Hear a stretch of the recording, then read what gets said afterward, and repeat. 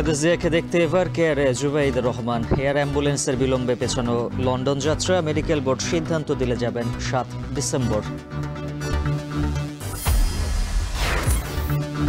মসজিদ মন্দির সহ দেশের উপাসনালয় ও দলীয় আয়োজনে খালেদা জিয়ার সুস্থতা চেয়ে দোয়া প্রার্থনা। লন্ডন ব্রিজ হাসপাতালে চলছে চিকিৎসার প্রস্তুতি। ৫ আগস্টের পর লুট অস্ত্র উদ্ধারে সরকারের ব্যর্থতা নেই, দাবি স্বরাষ্ট্র উপদেষ্টার। শেখ হাসিনাকে ফেরতে এখনো সাড়া নেই ভারতের, বললেন পররাষ্ট্র উপদেষ্টা।